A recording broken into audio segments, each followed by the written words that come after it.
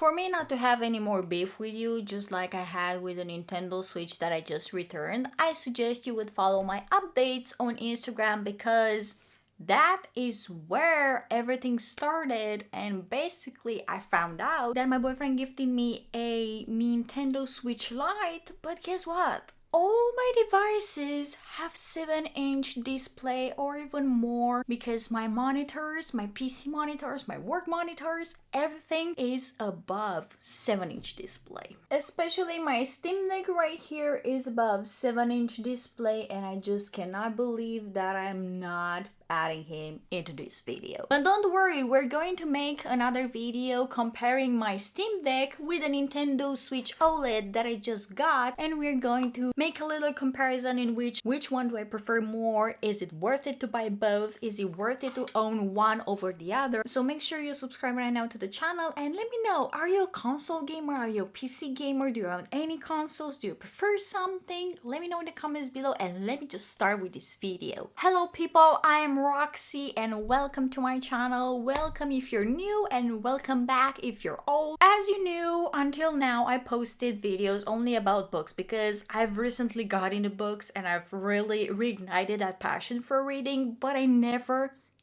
ever in one night I never went to sleep without playing a game. So today I figure out that I might tell you about the other obsession and passion that I'm having, which is gaming. And by the way, I just got the Nintendo Switch OLED Splatoon 3 edition from my boyfriend. I mean, he technically got it for me, so. And today I'm going to talk to you why I returned my Switch Lite, which was the Aloha edition and his was the Hyrule edition, but we just figured out that it wasn't for us. It wasn't anymore for us because first, when we owned the Switch Lite, when it first appeared way back in the day, we really had a blast with them. I didn't have any problems. I didn't have like any problems with the Joy-Cons not being separable or something like that. I didn't have any issue. But guess what? Right now I'm having an issue. Besides the fact that I really love the screen because it's a 7-inch display compared to the 5.5-inch display. I really love the Joy-Cons being separate because I'm not really opposed to playing only games that allow you to not having the Switch Joy-Cons detachable, or at least are not forcing me to buy a new pair of Joy-Cons just because I'm going to need one of them. I feel like the OLED screen is way better than the LCD screen. On the LCD screen, the colors were kind of washed out, kind of old, kind of something, I don't know. The bezels that you are seeing right here, they're tinier and not really thick, and it doesn't really bother me because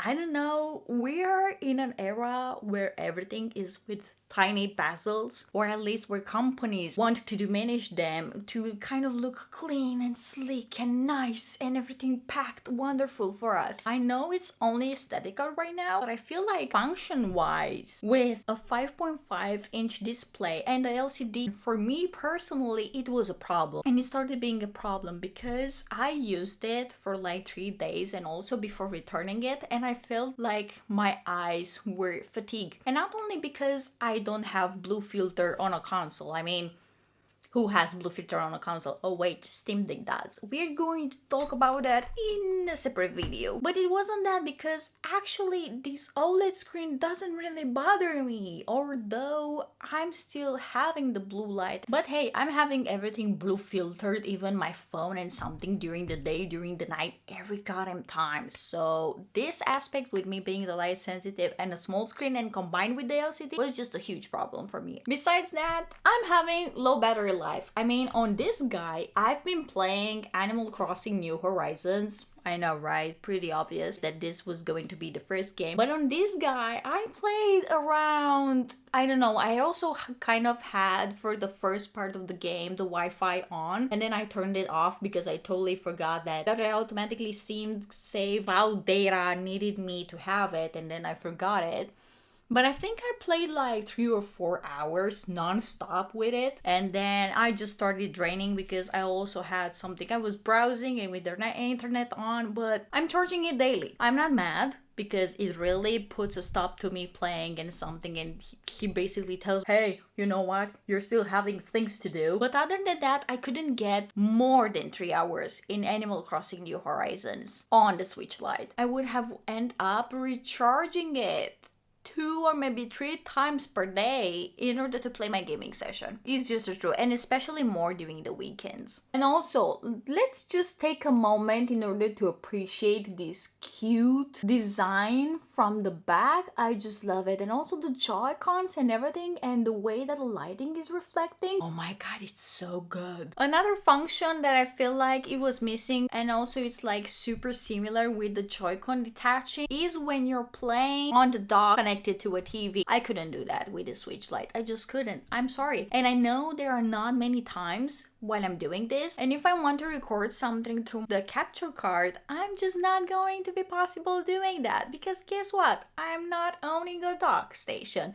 and even if I owned, it wouldn't work. Of course, it was great for portability. Of course, it was lighter. Of course, it was easier to stay in hand. You wouldn't get like fatigued or feel like your wrists were like blocked after a long gaming session. Okay, so basically it's like 3 hours and then going back and forth on the internet, and then I don't know, it's around 5 or 7 hours or something on Animal Crossing New Horizons, because it's not a really demanding game. But with the demanding games, you're getting 4 or 3 hours, maybe 5, the best of it, depending on the resources they are consuming. But other than that, I feel like it's great on battery lifetime comparing to the Switch Lite. But overall, I feel like the Switch Lite would have a specific place in my heart alongside with the OLED. But of course, at the end of the day, I'm going to pick more times the OLED in order to play over Switch Lite. So this is why basically I chose to return it. I know basically probably it's nothing new. I'm not really a tech channel. I'm not really a tech girly. I just know some of the limited stuff. And also I want to get more into the handheld world, or at least get back to it, because I grew up only having consoles and then having later a PC. I hope you kind of liked my small review of the Nintendo Switch Lite versus the Nintendo Switch OLED. Even though I'm not really a tech channel, but I'm really looking forward into learning new things and more things about handhelds in the handheld world as I got back into gaming on handhelds and consoles, because I used to have a lot of console, and even the first PS, I also wanted a PS Vita or a PSP. I never got really into retro gaming, but I would love to, especially with the Retroid and Ambernic handheld consoles. Let me know down in the comments below if you own one of those, or which one is your favorite and why is it your favorite, because I'm really going to inspire it in order to which one should I buy first, right? I hope you've liked today's video and really my thoughts on it, and stay tuned for more videos with the Nintendo Switch OLED games that I'm going to play. And no, it's not only Animal Crossing, I promise. But stay tuned for more gaming videos coming also soon, and also bookish videos. And see you in the next Thursday video, and sometimes also on Saturdays. And until then, follow me on social media, especially on Instagram, and see you in the next video. Bye bye. Happy gaming and happy reading.